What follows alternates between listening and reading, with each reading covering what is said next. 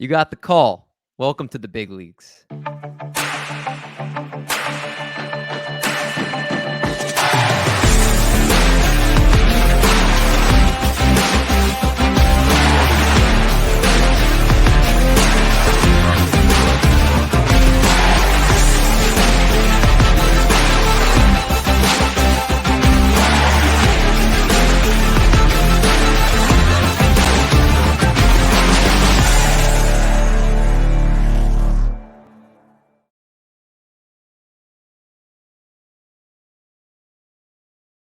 What's going on, everybody? Welcome back to the Call Up, presented by Triple Play Fantasy. I'm D. Mendy, your host, joined by Baby Huey. We are in the house for week 8 of the Call Up. Mike, how has your week been? My week's been busy as usual. Just got done with another article and all the fab, trying to stay competitive in all my leagues. I'm doing pretty good in some big leagues this year, so I'm trying to stay on top of that as well as the prospect analysis. But staying busy with baseball. I'm happy with how things are going. Loving the show. This is actually my favorite time of the week now, just to do this podcast. It's fantastic, man. And you guys that have been listening or watching on YouTube, we really appreciate the support. We've been loving doing this, and we feel like we can give you guys the insight on all these prospects in a way that hasn't necessarily been done out there. So your support, whether it's been viewing or listening, really helps us grow each and every week. Tell a friend to tell a friend to tell a friend about what Michael Richards spits on the call up every single week here on YouTube. But as you guys know, for those that have been watching, we always start off with our minor league players of the week. And Mike, your first guy is somebody on here who actually was talked about last week by our guest Brendan Tuma. But we were hammering home how much and just how great Esteury Ruiz is right now for the San Diego Padres. Well, actually, I do want to correct you. It was me who brought him up last week. Oh, is it you double dipped? Well, but here's the reason. This is the first time I brought him up last week in players that I'm watching. And this is the first time that I've elevated a player from that category into the player of the week. As you can see in the last 10 days, 45 plate appearances, 361, 429, 778, 4 homers and 8 steals. I love the 8 steals in that amount of time. So when I'm looking at the player, that's a small sample size, obviously, but the slugging percentage, the stolen bases, and the low K percentage, these are all like indicators of a high level fantasy player or potentially a guy that I want on my team. So he just continues to produce. I'm assuming a promotion to AAA is coming soon, and I still think he's underrated.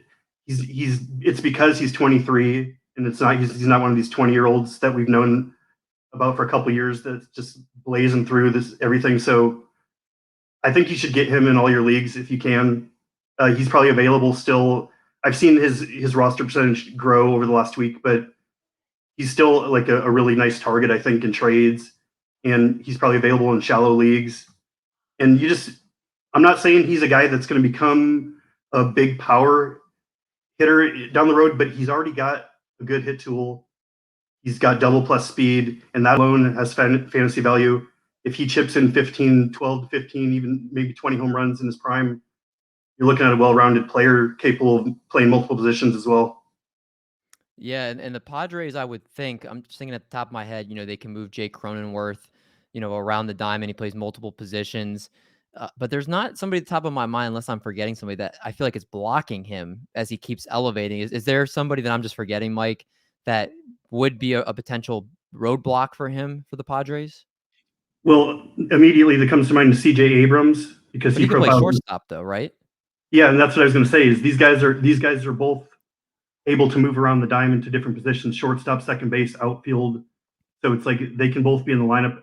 As far as like a legitimate block, no. My only concern is why the Padres haven't promoted him to AAA. Because they're typically pretty aggressive with players. So the kind of he's a standout statistical wise. Like when I'm looking at lumping all the different stats together that I look for. So there's been so many players that have played worse than him that have already been promoted. So I'm just wondering what's going on with the Padres there, why they haven't done that yet. That is really interesting, and it's something we'll definitely have to keep an eye on. Hopefully, it's going to be sooner rather than later, because he's definitely producing enough to definitely get the call to AAA. A player that caught my eye this past week, Colin Barber, an outfielder for the Houston Astros, over the last 7 days, 524, 583, a 1286 slash, 5 home runs, 9 RBIs. The 5 home runs was one of the tops in minor league baseball over the last week. 8 runs, 3 walks to 1 strikeout.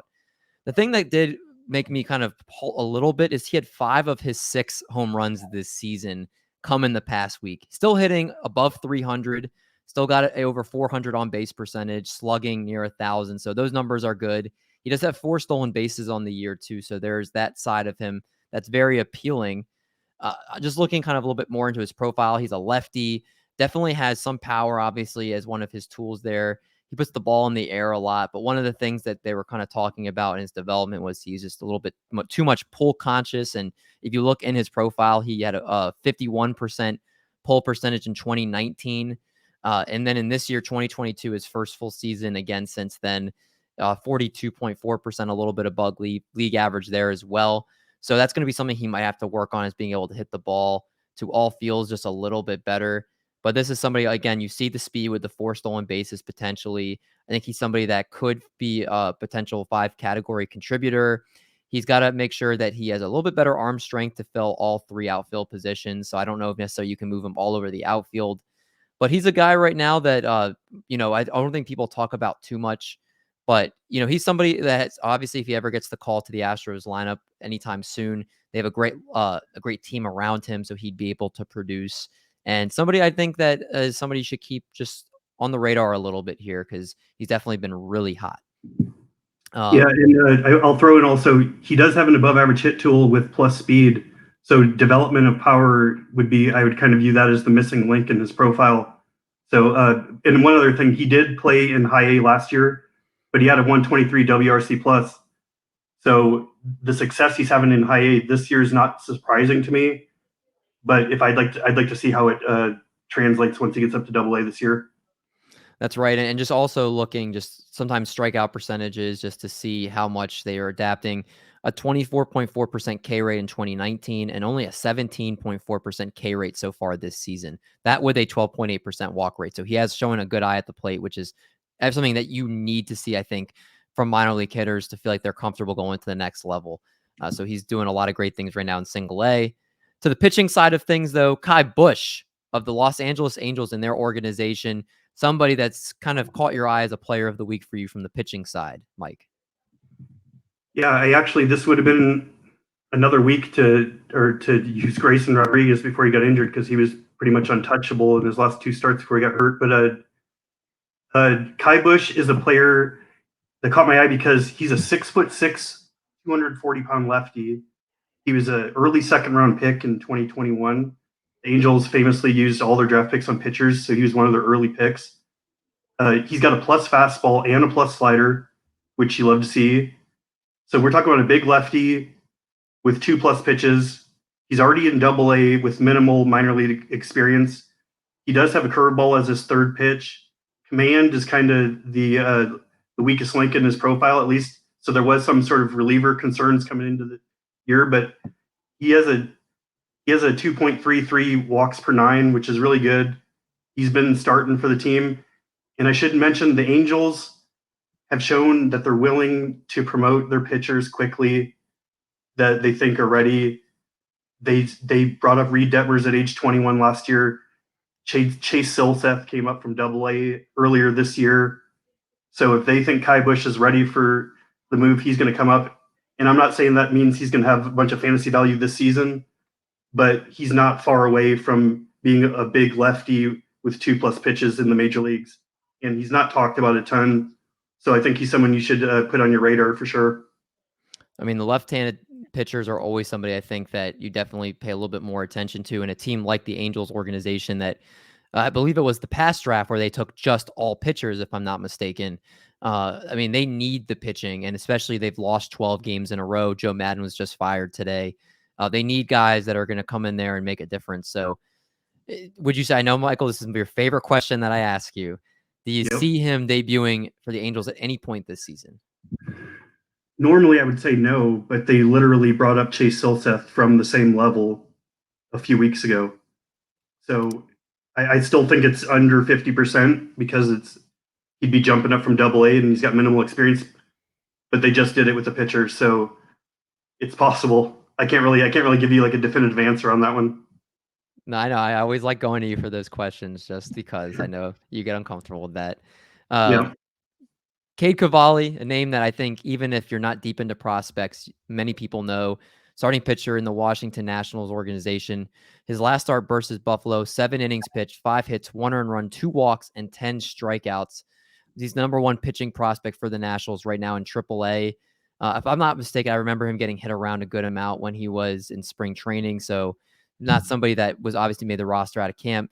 The strikeouts, even with his 10 strikeout performance, are still under what he's averaging under 9 Ks per 9. The walks are a little bit high. He's averaging almost 4 walks per 9.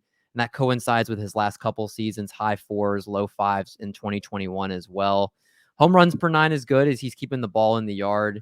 And somebody that I think, a 40% ground ball percentage, you would like to see that a little bit higher. But we were just talking about that with the Angels, that the Washington Nationals need pitchers as they have the ghost of Stephen Strasburg and Patrick Corbin and, a lot of guys there that are not producing for that rotation. They've had Anibal Sanchez pitch for them this season. So if Cade Cavalli can continue to put together a good stretch this year, I don't think it's a stretch to say. I mean, right now, 3-3 with a 4.94 ERA is definitely not worth the promotion. But if he can put some more starts together like this, I think we'll see him this year. Wouldn't you agree, Mike? Yeah, actually, I had switched my pitcher to Cade Cavalli because when I looked at him for the 10-day span, he had 2 good starts in a row. And everything you just said, it's true. The Nationals are desperate for pitching. He was their top prospect coming into the season. They've already elevated pitchers below him up to the majors. So I could see him coming up soon, basically. I'm concerned a little bit about his profile overall, just how he's not striking out as much as some other top prospects, and the walk percentage is a little high. I mean, relative to like elite pitching prospects, but as far as his proximity to the majors and his workhorse type frame and everything, like I'm still interested in him, and I do think that people view him as kind of someone who's dipped down in the rankings. But I'd actually be targeting him right now just because of how close he is to the majors. He's somebody that definitely could be a hot fab pickup in any leagues this year, if you need pitching and he comes on and helps that team. So he'll be someone that we both agree you'll see in the majors this year. Let's talk about some notable promotions. And these are just a few. I think there are some more I missed. Luis Garcia going from Double A to the Nationals. He's already been in the major leagues before with Washington, but I think he looks a lot better, was hitting well over 300 in the minors this year, some stolen bases, some power that he showed. So he could be a fixture for them the rest of the season if he produces. Matt Gage to the Toronto Blue Jays, Travis Swaggerty to the Pittsburgh Pirates. I did not put this name on this list. Gunnar Henderson was promoted to the AAA affiliate for the Baltimore Orioles. And speaking of the Orioles, we don't really have a section for this, but Grayson Rodriguez, a lat strain, has been shut down. There's been talks of him not pitching again this season, or at least being out for most of it. Mike, if you're the Orioles and you have Grayson Rodriguez, are you keeping him out the rest of the season, or do you think that you might give him a chance to pitch at the end of the year? I guess I'm not like a doctor, so I don't know how a lat strain, if he can re-injure it or anything like that. But my gut instinct says to be very cautious with him. They're not in a contention to win anything. He's a prize possession for their team. Like he's a big part of their future. So if there's even the slightest risk of re-injury, I would keep him out for the season. Yeah, he was one of the most dropped players in redraft leagues, according to CBS. So I think many people are assuming he's not going to pitch again, especially in the major leagues this year. So somebody I think in redraft leagues, if you were stashing him, you can definitely, I think, cut bait. Dynasty, of course, you're not touching him. You're keeping him where he is. He's, like you said, Micah, one of the best assets you can have right now in fantasy, and one of the best assets in all just in real baseball for the Orioles, like you said, who aren't going to jeopardize his future over, something right now when they're not contending. So Yeah, good and try point to there. also, I should mention, fight off the buy low, offers that you might get on him too. Like some people might come at you because he's injured and you might be out for a while, but his dynasty value has not changed if his arm's not messed up. Agreed, 100%. Our prospect watch, this is one of my favorite sections because I think we talk about some players that maybe not as much in the players of the week or the guys on the verge here. And you have Luisangel Acuna, who I believe the brother of Mr. Ronald Acuna, making noise for the Texas Rangers here. Yeah, he was someone that I liked even when he first got signed a while ago. I probably put him in my top 100 a year and a half ago, which was probably premature, but he's got an above average hit tool, above average speed, and he's, as you can see there with the stats, he's tapping into that power. He was out for a little bit on the IL. That's why his numbers, his plate appearances are low, but 408 on base percentage, the 587 slugging I love. 5 home runs, 8 stolen bases, a 165 WRC plus. And as you mentioned, Ronald Acuna's brother, so there's some pedigree there and some family ties. I love the walk percentage as well. So he's one of those players that I put early on a list this year as like a player with a missing link, with being power, because it was kind of projected for below average. And he's already starting to tap into that a little bit more than people expected. Now, I will say his sample size, like I said, is a little bit shorter, so he could go cold and it doesn't look quite as good. But these are the same. If this was week 3 or week 4, I would have put him on this list. And guys that I did back then are still rising up prospect lists. So I'm kind of viewing this as the same sort of thing. And you also, if you're not a huge believer, this is a kind of random thought, but the name value has trade value. So it's like people, even if you're not totally sold on him, his value might be a little bit higher. But I definitely see him as like a top 100 prospect going forward after the season. Yeah, he's definitely someone, like you said, the family ties, multi-position eligibility. You see he's, again, on the numbers there, he's a multi-dimensional player, 8 stolen bases, getting 5 home runs, 12 RBIs. K percentage obviously could go down a little bit, but the walk percentage, WRC plus, are extremely great. So then, yeah, again, a very much somebody that well-deserving of being in the prospect watch section, as is this guy, who is quickly becoming my favorite pitching prospect in all of the minor leagues, Andrew Painter. Starting pitcher for the Philadelphia Phillies. He is the number 1 prospect, according to MLB.com, for the Philadelphia Phillies. I don't think he started out the year that way for them. I think he's kind of now risen up through the ranks. I believe Mick Abel was ahead of him going into this season. But for those that don't know just how nasty Andrew Painter is, his numbers so far this season, if you combine just everywhere he's pitched, 1.40 ERA, 38.2 innings pitched, 69 strikeouts in 38.2 innings, which is just unreal. A .85 whip. He was just recently promoted to the Jersey Shore Blue. Oh my goodness, I just had the Blue Crabs, the Jersey Shore Blue Crabs, and his last start versus in his last start, 6 innings, 2 hits, 1 earned run, 1 walk, 9 strikeouts. And what I really like about him is he's got 3+ pitches. He's got he's 6'7", first of all, which is great for the pitcher on the mound to be able to kind of go downwards instead of, kind of going level when you're that tall. Fastball comes on you a lot quicker. He gets mid-90s. He can get up to just before 100 miles an hour, 97, 98. He also has a 2-seamer and also has a true upper 70s curveball, slider. They're talking about he has 3+ pitches, which is mainly the fastball, the curveball, and the changeup. But again, he's just somebody that is very much exciting to watch. The Jersey Shore Blue Crabs, I've said Blue Claws, the Blue Crabs or Blue Claws. He's just unbelievable, Mike. The K numbers out. 2021, 18 Ks per 9, 2022, over 16 Ks per 9. The walks are not outrageous at 3.72 walks per 9. Left on base percentage this year is very fair, 70.6%. So it's not like he's getting lucky there. The AR estimators love him. The Phillies have some great prospects on their hand with him and Mick Abel. This is just a wealth of talent at the pitching position for this team. Yeah, absolutely. And everything you said is true. Painter is just turned 19 years old, about a little over a month ago. So, and he's up in high A now. So, and you read off all those numbers. They're amazing. He's got possibly even 4 pitches with command, and he's barely 19 years old. This is probably the closest thing to Yuri Perez this season. I guess I would say this is this year's Yuri Perez. So he's going to be a big riser. Like he's going to be a top pitching prospect in the future, and he's probably going to be moved relatively quickly compared to a pitching prospect. Most of them. Yeah, again, just promoted to A plus ball. And this is what we try to do on this show. Guys like this that many people might not know about yet.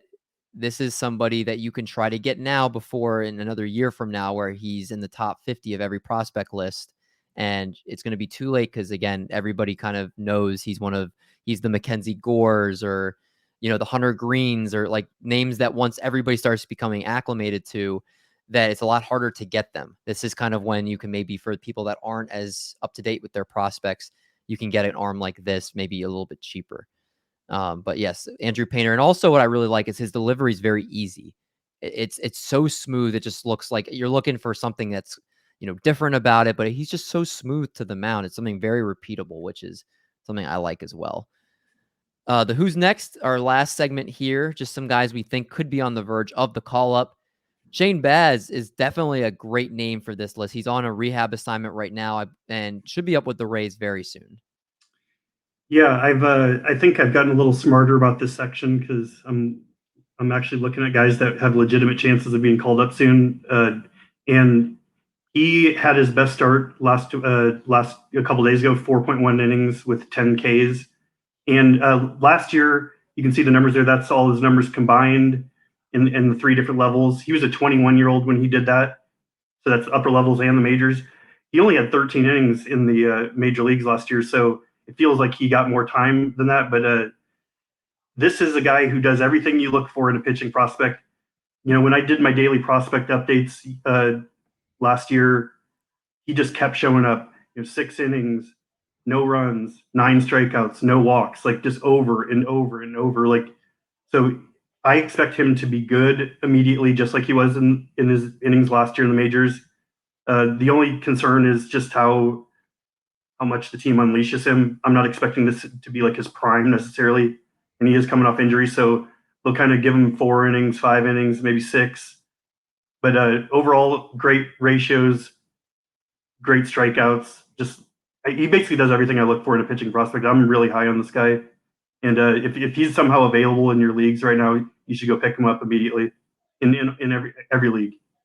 Yeah, he was somebody that I believe, people were drafting a lot in before the season, before the injury happened, and then he kind of fell off. People, maybe didn't draft him or avoided him, and he's now coming back with the Rays, and the stuff's still there. And like you can see the numbers from last year, just absolutely phenomenal. So somebody, yeah, again, if he's out there, make sure you pick him up.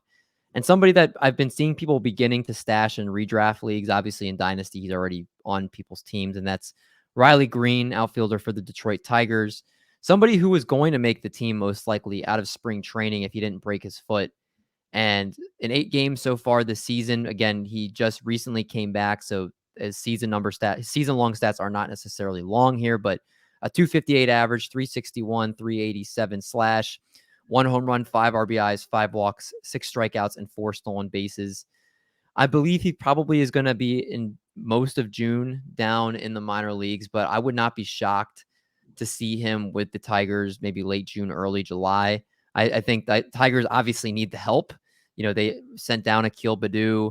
They're one of the worst teams in baseball this season. They need offense, and they need to take a look at what they have in their prospects. And Spencer Torkelson right now is still up, and even though he's struggling, he's getting playing time, and Riley Greene should be able to do the same. So if any redraft leagues he's available in maybe another week or two, I would consider adding him.